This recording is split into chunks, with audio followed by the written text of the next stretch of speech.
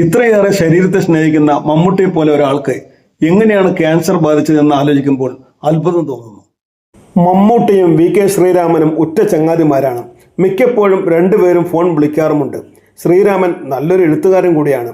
Cancer വന്ന് ചികിത്സയിലായിരിക്കുമ്പോൾ മമ്മൂട്ടി ശ്രീരാമനെ വിളിച്ചു. മമ്മൂട്ടി പറഞ്ഞു, നിന്നെ ഞാൻ കുറേ നേരമായല്ലോ വിളിക്കുന്നു, നീ ബിസിയാണല്ലേ? ശ്രീരാമൻ, ബിസിയായിട്ട് ഓട്ടോറിക്ഷയിൽ പോയിക്കൊണ്ടിരിക്കുകയായിരുന്നു. ഇതിൻ്റെ സൗണ്ട് കാരണം ഫോൺ അടിച്ചതറിഞ്ഞില്ല. മമ്മൂട്ടി, അപ്പോൾ നിൻ്റെ കാർ എവിടെ? ശ്രീരാമൻ, ഡ്രൈവൻ വീട്ടിൽ പോയി. ഇന്ദുചൂടൻ പ്രദർശനത്തിന് വന്നതാ. അത് കഴിഞ്ഞ് അമൃത് കഴിഞ്ഞ് ചെറുവത്താനിക്ക് പോകാൻ പറ്റും. അപ്പോൾ അവൻ പോയി. മമ്മൂട്ടി, ഡാ, ഞാൻ വിളിച്ചത് എന്തിനാണെന്ന് ചോദിക്കുന്നീ. ശ്രീരാമൻ, എന്തിനാ? മമ്മൂട്ടി, അവസാനത്തെ ടെസ്റ്റും പാസ്സായടാ. ശ്രീരാമൻ, ഓ ഇതാപ്പോൾ വലിയ കാര്യം. നിങ്ങൾ പാസ്സാവുമെന്ന് എനിക്ക് നേരത്തെ അറിയാമായിരുന്നു. മമ്മൂട്ടി, നീയാര് പഠിച്ചോനാ? ശ്രീരാമൻ, ഞാൻ കാലത്തിന് മുൻപേ നടക്കുന്നവൻ, ഇരുളിലും വെളിച്ചത്തിലും മഴയിലും വെയിലിലും വടിയോ കുടയോ ഇല്ലാതെ സഞ്ചരിക്കുന്നവൻ.